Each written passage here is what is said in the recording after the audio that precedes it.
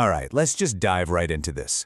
Welcome to today's Explainer, where we are going to unpack the fascinating and honestly pretty misunderstood history of dairy. We go about our mornings taking the things we consume totally for granted, but when you really stop and look at the history behind your breakfast table, well, it gets incredibly interesting very quickly.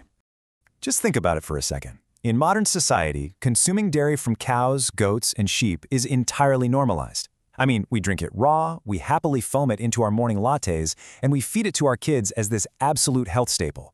But if someone offered you a nice cold glass of milk from another really common domesticated mammal, say a dog or a pig, your immediate reaction would probably be utter disgust, right? So why is that? Why exactly is cow's milk a delicious morning treat while pig milk is totally repulsive? That is our central mystery today. To actually understand this double standard, we have to look way past mere culinary preference. It really comes down to four key factors: animal biology, evolutionary human mutations, agricultural logistics, and historical accidents. So, part 1, the pig milk mystery. Okay, 15 to 30 seconds. That is the incredibly brief window a pig actually releases milk while nursing. Literally just seconds. Imagine the immediate and honestly kind of hilarious logistical nightmare of trying to run a commercial dairy operation in 15-second intervals. I mean, before you've even set up your bucket, the window is completely closed. It is just agriculturally impossible to manage on any large scale. And you know what? It actually gets worse. Pigs are completely impractical to milk for a few more rather intense reasons. For one thing, they don't even have udders for storage. Instead, they just have many small mammary glands. Plus, lactating sows are highly protective and, frankly, quite dangerous. So picture this. You have a furious, protective mother pig, absolutely no udders to easily draw from, and a 15-second ticking clock. The intense labor and the physical risk far outweigh any possible benefit here. So that yuck factor we feel today, it's really just a cultural byproduct of this ancient logistical nightmare. Moving on to part 2, the original human biohack. So here's the great secret of the dairy industry. Milk wasn't originally meant for adult humans to consume anyway. This is a massive paradigm shift for a lot of people. The historical default for our species was that the vast majority of adult humans were entirely lactose intolerant. Once we were weaned off our mother's milk as infants, our bodies simply stopped producing the enzyme needed to break down lactose. Drinking raw animal milk back then would have made our ancient ancestors incredibly sick. So how in the world did we get around this biological roadblock? Well, through what we can basically call the original human culinary biohack, fermentation. Early humans eventually figured out that if you harvest raw milk and ferment it into cheese, yogurt, or kefir, you fundamentally change its chemical makeup. This brilliant little process naturally reduced the lactose content, and that allowed early adults to finally consume dairy safely and tap into a brand new, super rich source of calories. Which brings us to part 3, the European mutation.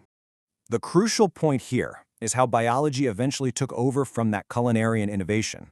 Let's define the actual science for a second. Lactase persistence is an evolutionary adaptation that allows adult humans to continue digesting milk long past infancy. Instead of the lactase enzyme turning off after childhood, a random genetic mutation kept it switched on indefinitely. So suddenly, this select group of people didn't actually need to ferment milk into cheese to get its nutrients anymore. They could just drink it straight. To put that in perspective, in prehistory, general lactose intolerance was the rule. But then, around 7,500 years ago, lactase persistence evolved in some European populations. And why did this stick around?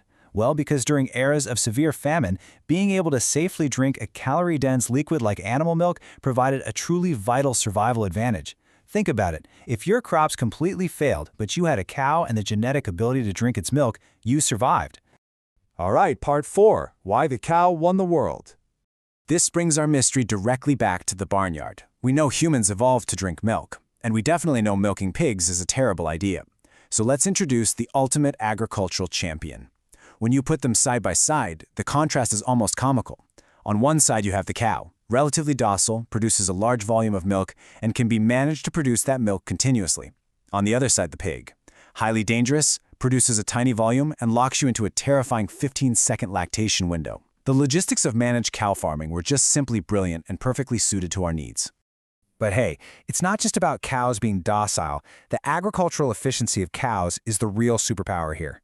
Cows eat grass, a ubiquitous resource that human stomachs absolutely cannot digest, and they efficiently act as these living factories, turning that totally inedible grass into massive volumes of nutrient-rich milk. They were literally the perfect biological machine for early farmers. Finally, Part 5, Politics and the Dairy Empire. So that brings us to the modern era. How exactly did this biological and agricultural pairing completely conquer the globe, even in places where that European genetic mutation didn't spread? Well, the answer is politics and economics. Several historical and market drivers built the modern dairy empire we know today. European colonization exported the farming practices and the cultural preference for cow's milk all over the world. Then, in the 20th century, government subsidies actively supported dairy farming as a major economic pillar. You combine that with aggressive, widespread marketing campaigns, and cow's milk was suddenly positioned as a universal human necessity. And that leads us to this really fascinating paradox. Through sheer economic and political force, dairy consumption was globally normalized. It became a daily staple in schools and homes worldwide, despite the fact that widespread lactose intolerance remains highly prevalent across the globe today. For millions and millions of people, their genetics still say no to raw milk, but modern agricultural markets absolutely say yes. So, what should you really take away from all this? The cow went out due to agricultural practicality, a totally fortunate genetic mutation in a specific population, and some heavy-handed historical and economic factors. It was never an inevitability. Which leaves us with a pretty provocative thought to end our explainer today. If our strict dairy habits, happily drinking cow's milk while shuddering at the very thought of pig's milk, are really just the result of ancient historical accidents and 20th century marketing campaigns, what will we be putting in our lattes in the future?